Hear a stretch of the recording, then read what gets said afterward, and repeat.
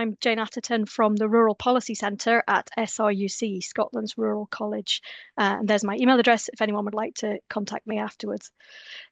So what I've tried to do is almost go back to the beginning and try and build what I'm going to say around that ENRD framework, and offer some reflections on the different aspects of that framework. I've prepared some slides on each of the actions, and tried to link what I'm going to say back to the action, but also try to suggest how countries are already taking actions and what others can learn, but also some other new things that could be tried. And then at the end, I've got some sort of bigger overarching reflections that came out as being particularly important to me. So there's a reminder of the framework. I think we've seen it a couple of times already today. So apologies for the amount of text. These can absolutely be shared afterwards, but I thought it was helpful to have this as a guide as I speak. So action one, political will and commitment. I started by thinking, well, in those countries where there isn't that really strong political will, is that the key reason why progress is not being made with rural proofing, or are there actually other factors? And I guess that made me reflect on the framework and how it can be applied differently in different contexts and not necessarily in the same order of those actions in different contexts, because all the countries are so different, whether they have a federal system, regions, municipalities, not much local government like us in the UK. So there's so much variation, but and applying that framework differently in those diverse contexts is important, but that framework's still useful. So if a country doesn't have that political will or commitment, how could it be obtained? And I started to think, well, it's about the strength of rural voices, and they are diverse. There isn't one rural voice, and maybe that's part of the challenge. It's about the capacity of all the different stakeholders. And it's also about taking account of and raising the profile of the work of others, like the OECD, for example. Um, and that made me think about something that Mario said really early on. And he said, rural proofing is the most important and challenging task to complete, and we need to do it collectively. So building that political will, I think, is a collective job for all of us. But politics gets in the way. We have election cycles and different political priorities, and I guess that's always going to be the problem, particularly as Betty Ann said, rural proofing can take so long for really tangible outcomes to be seen. If that political will and commitment is there, what happens next? And we heard some great examples, I think, this morning, and different examples with some similarities. I think in Finland, what strikes me is the number of different organizations and groups that are involved from the outset, including the parliament. And we heard about the OECD and the OECD review in Finland being a real catalyst there as well. In Ireland, I was really struck by the importance of the dedicated department and a national policy taking this all of government approach. So all of Betty Ann's end users, and getting that rural buy-in at high level in government. And it was mentioned that rural minister came from a rural area with that sort of personal experience, which is really important. The importance of piloting, and that's something that is apparent in Scotland as well. And you know, the different situation, if I understood correctly, in Catalonia was it was much more bottom up. We heard about citizen mobilization. We heard about the rural agenda of Catalonia, and the need to take rural needs into account, but also the importance of having that sort of government agreement and taking what was happening at EU level, to get rural to the government table, if you like. So that got me thinking about that mix of top down and bottom up, with the importance of having that commitment to cross-government working, thematic groups in the case of Finland, but also having that bottom-up mobilization that we saw in Catalonia. And actually, is that the most important step? Do you need that to get the political will? And again, that the framework then maybe applies differently, or the actions apply in different orders in different places. I was also really struck by the importance of several people talking about relationship building and collaboration across departments, and the need for rural proofing to be part of that whole process of policy design. And as I said, the importance of extending beyond political and election cycles, because rural proofing needs to be embedded in the long term, and lots of time, as Betty Ann said, might be needed to see real outcomes. So then I started to think about action two. What is rural proofing? Do we have a common understanding of what it is? And is there a common understanding horizontally between countries, between regions within countries, between localities and communities, and also a common understanding vertically? So between localities and national governments, or between member states and the Commission. And then that got me thinking, do we need a common understanding of what it is? And I thought, well, yes, we probably do if we want to have common outcomes from rural proofing, and if we wanted to have appropriate ways or agreed ways of measuring those common outcomes, even to the point of having a European toolkit, which was one of the suggestions from a group I was in. Yes, we maybe need a common understanding if we want to agree budget lines for rural proofing, which I thought was another really interesting comment. Is there a budget line in different countries for rural proofing? And should that budget line actually be at the local level in order to support stakeholders and communities to engage? But then I thought, well, actually, there's so much diversity between different countries. If we don't have a common understanding across the EU, for example, is that a problem? If countries are at different stages and that common understanding only comes over time, is that a problem? And I went back to Betty Ann's car analogy and thought, well, that car might look different in different places because organizational culture is different, political priorities are different, rural is important in some countries, less important than others, and the whole policy making process varies in different countries. So yeah, I guess I couldn't quite decide the importance of a common understanding and whether that would actually constrain us rather than be helpful.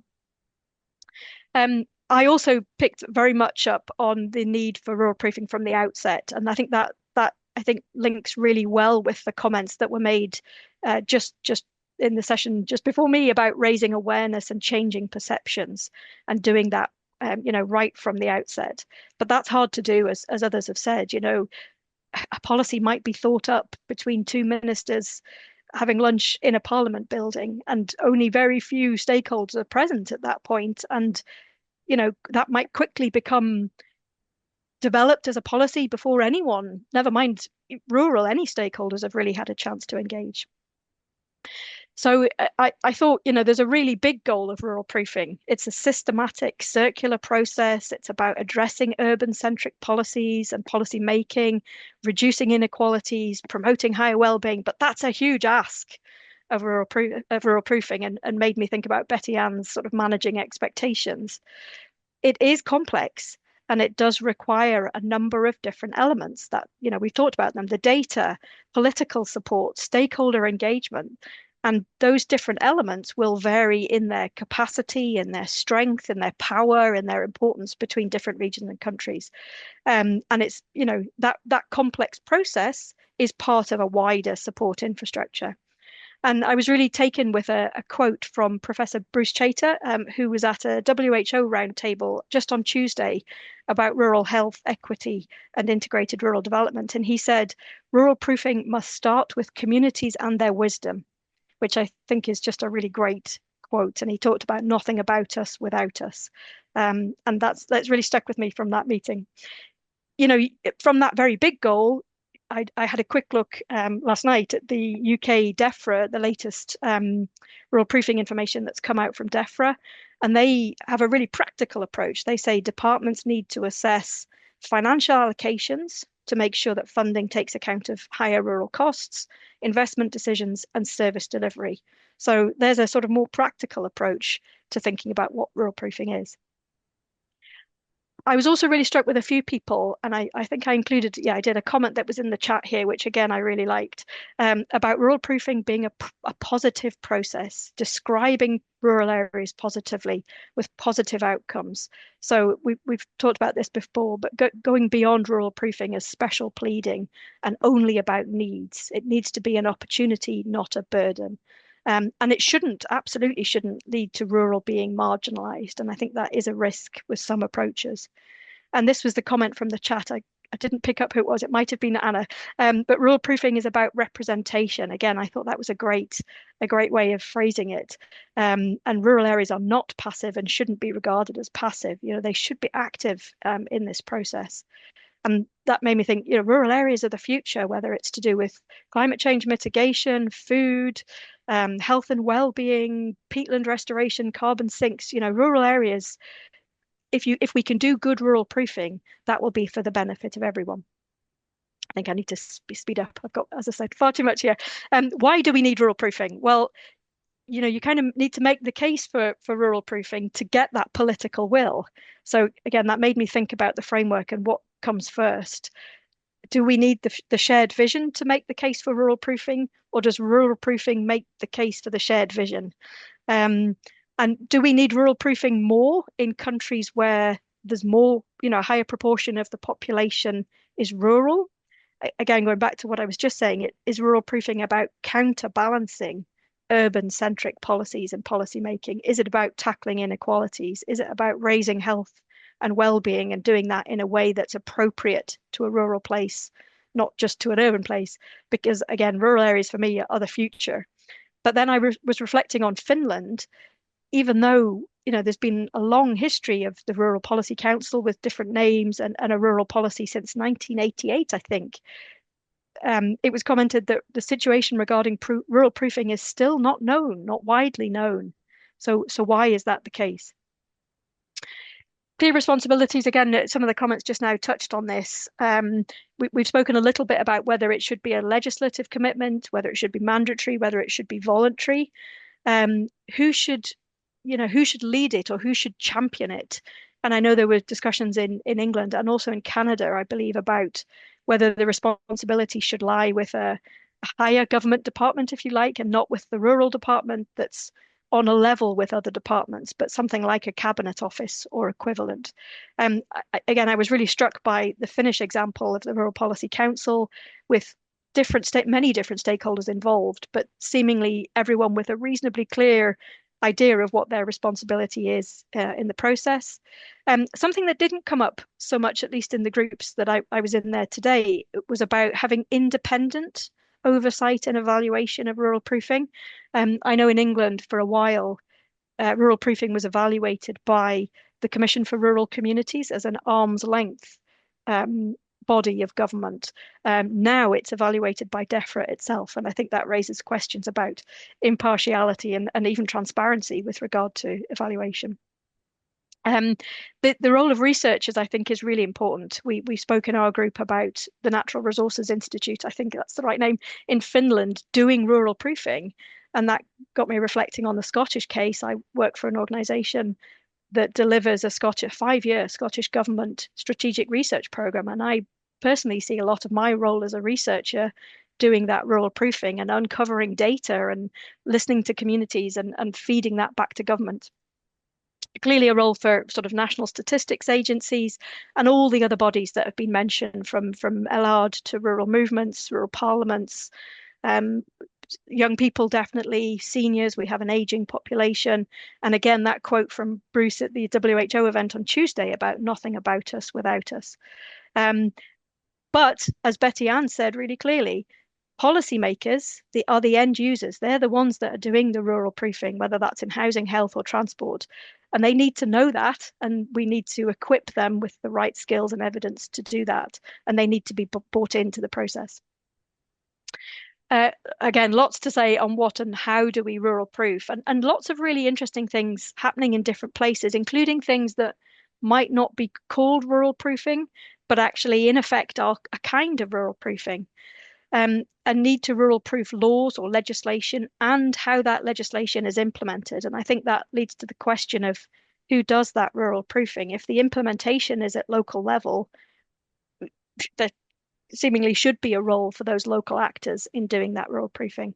But it's not just laws, it's action plans and strategies and funding streams.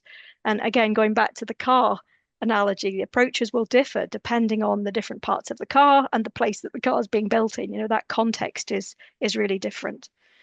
Again, voices of all the stakeholders are critical, different types of data. And again, I was really sort of reminded by Betty Ann's presentation, it's not just about the data, it's about interpreting that data and setting out what the impact of a change might be. So if business support is only available to businesses with more than 10 employees, how many rural businesses would be excluded from that, and what might be the impact? And again, the Finnish example, measuring using the toolkit, measuring the intensity of a positive or negative impact from significantly negative to significantly positive, is really interesting. Although I was thinking the impacts might vary depending on the demographic group. I also picked up on something that Ursula mentioned about rural proofing as a communications exercise. Again, that was a terminology that I really liked. On the other hand, there's a sort of more practical approach to what is rural proofing or how to do it, which is having perhaps a small number of rural checks in territorial impact assessment, which I believe is what Canada are now doing. Having had a rural lens and a big infrastructure, they've gone for a much more streamlined, might be the word, approach. And again, use of different methodologies. We heard about a game being developed in Portugal, the game of Left Behind. It's thinking about creative ways to engage people in the how of rural proofing. And again, this idea of a dedicated budget line. I'm not aware of any countries that have a dedicated budget line for rural proofing at any level of governance. That's something to think about. So yeah, why is it still difficult? Why is it not happening everywhere? And again, that example of Finland, where things have been happening since 1988, but we heard about rural perspectives definitely getting more visible, but some bad examples of laws where rural hadn't been taken into account, which then had to be changed. It's still seen as a burden and difficult, but one solution is to integrate it into these other evaluation methods. Another focus today has been on rural proofing at national and regional levels, but we heard in Finland about how it's being used at municipal level for service planning, which got us thinking about whether the national level should be rural proofing localities, or do localities have enough capacity to rural proof themselves? And again, this idea of national legislation being implemented locally. And is there a lot of confusion still about these different levels of governance? We touched on priorities, and it was interesting to hear someone talk about defence, particularly on sort of the eastern flank of Europe, and should we be rural proofing defence policies? And is that an example of how priorities change over time? A lot of people talked about a whole of government approach, but also which I think is the case in Ireland now, but it started with sort of piloting and testing with 4 policy areas as a way in, if you like. And should we be looking at prioritizing the rural proofing of how money, or understanding how money is spent with hard to reach communities, whether they're geographical or social? And should we actually just be mainstreaming rural proofing everywhere? And actually then it sort of happens invisibly. And is that actually the end goal?